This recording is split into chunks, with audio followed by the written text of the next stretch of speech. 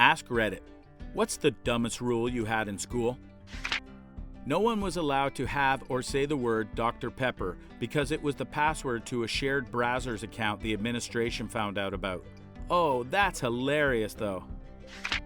We couldn't wear winter clothing in class. Coats, gloves, hats. Even with the heat on, it got cold in the winter inside the school, so we just had to freeze. They said it was because winter clothing were gang symbols. This was a farm town in Wisconsin. I see you're wearing a hat. Which gang are you in? I'm in the not freezing my ass off gang. They also had the policy in our junior high.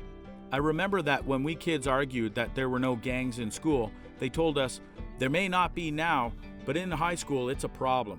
So I was legitimately scared of the upcoming gang activity. In primary school, we weren't allowed to put our rubbish from our lunches in the bin. I distinctly remember being in an assembly where their head teacher said, "Your lunchbox is your bin." I mean, did she think the bins were for decoration? So stupid. Our teachers did this in elementary school, but it only applied to food waste, like apple core, sandwich crust, etc., because they didn't want the garbage to stink or gather flies.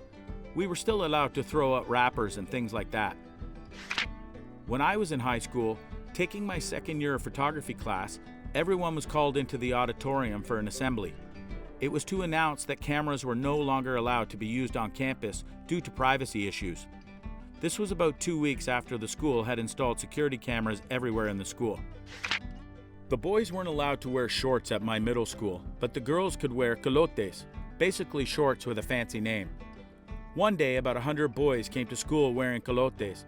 The man had it stuck to him hard that day. This happened in about 1991 at the middle school where I still teach. It was skirts, not culottes, but there were only about a dozen boys, and they got in all kinds of trouble when it happened, but they made their point. The next year the rule was changed, and everyone was allowed to wear shorts. In second grade, only one boy and one girl were allowed to go to the bathroom at a time. I had to pee so bad that I was shaking, and this kid took a stupid amount of time to get back. He finally came back, and I had to wait in a line to his desk, and he finally said I could go. Pissed myself on the way there. I'm going to make sure my kids know if they actually have to go to the bathroom and they're being denied, to just go. I'll take care of the rest. My middle school banned hugs. At least they banned front hugs. The rule was against chest-to-chest contact, regardless of context or gender. No chest bumps after a game. Several girls got in trouble for hugging their female friends goodbye after school. It was a strange place. No colored shoelaces. Apparently it was a sign of gang affiliation. No toe shoes. It looked too much like you were wearing only socks. No eating outside the cafeteria. This was to reduce litter in the hallways, but our school cafeteria could only fit 100-ish people, so everyone ignored it.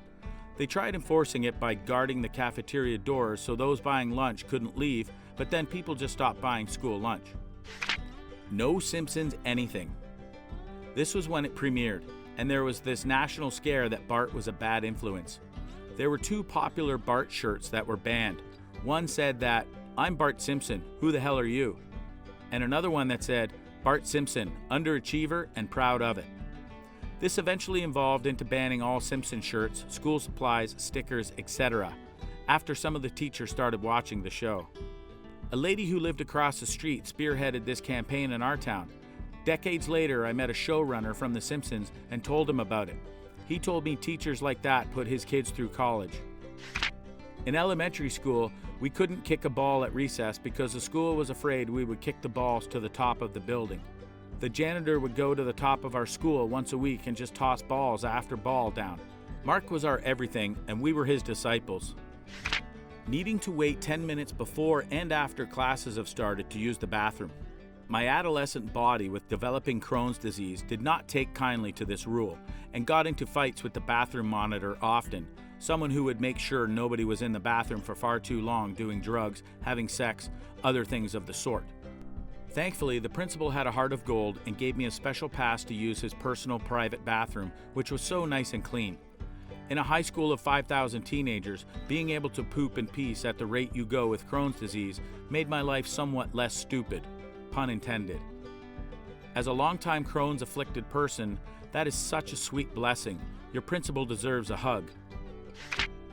In third grade, we had to have playmates. It basically meant that we couldn't play with our friends on the breaks, recess. We had to play in a group. That group was filled with students from other classes too. Not fun. Oh wow, that sounds like it could just create a whole wealth of problems. Was it one of those "this will stop bullying and kids be left out" sort of things? No hats was basically the only dress code my school had.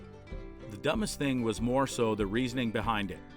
It was put into effect after the Columbine because apparently different groups, jocks, nerds, goths, etc., wore different headgear to differentiate themselves. In Australian schools, it is compulsory to wear hats when in the playground, skin cancer prevention. Of course, in Australia, all schools have uniforms, so there is a common hat that everyone should be wearing.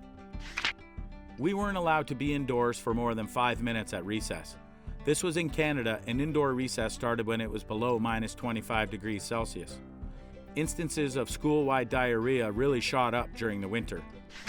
We didn't have school once because it was minus 9 Fahrenheit, minus 23 degrees Celsius. They didn't want students standing outside. I was in high school. I'm in an area where we don't normally go negative. I couldn't imagine having recess in that. Our school banned black socks.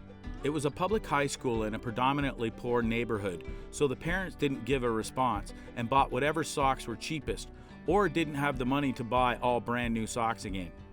It got to a point where we'd have whole school assemblies on it and the teachers threatening to suspend kids from school for wearing black socks. Why black socks?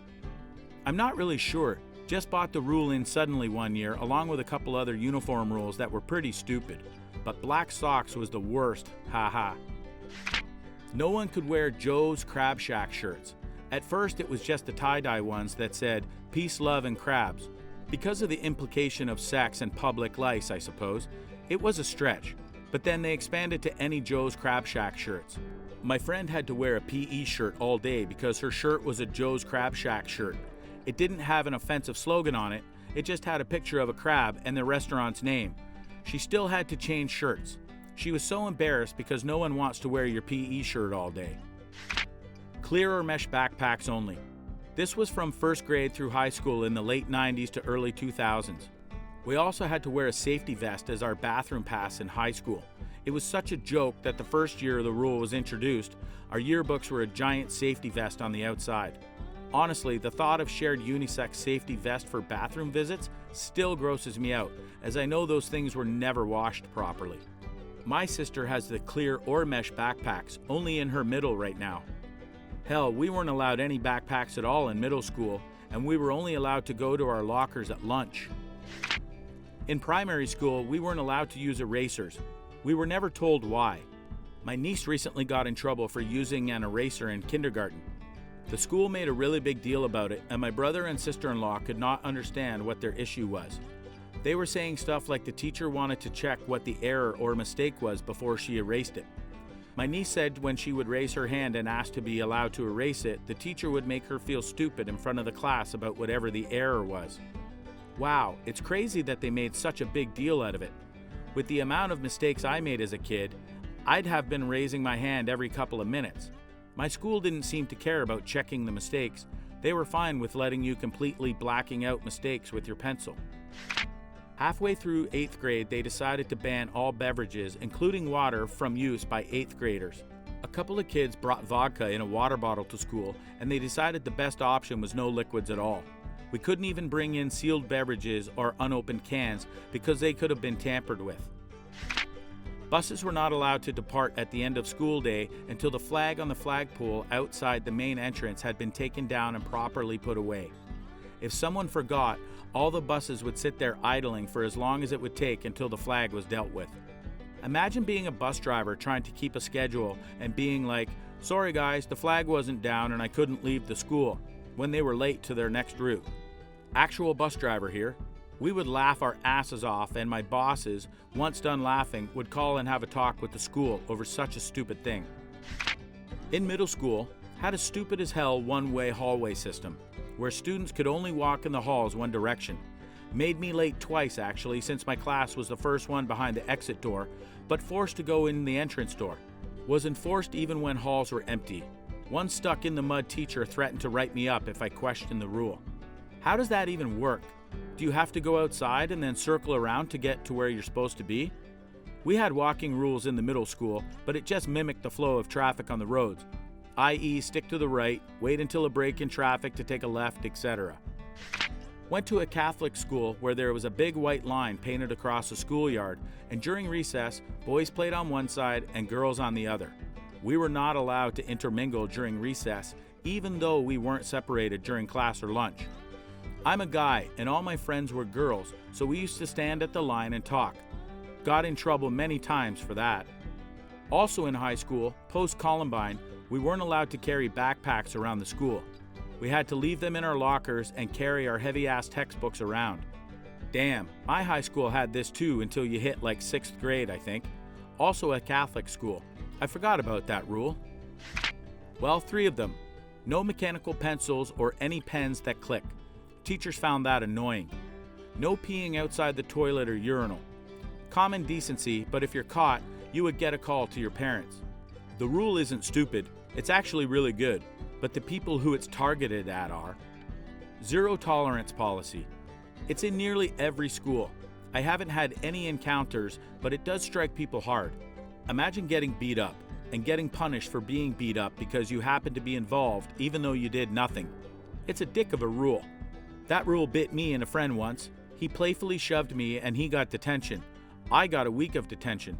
Did I mention he was the one who shoved me? Playfully? Girls couldn't wear tank tops because showing armpits wasn't allowed, but guys could wear wife beaters. Made no sense.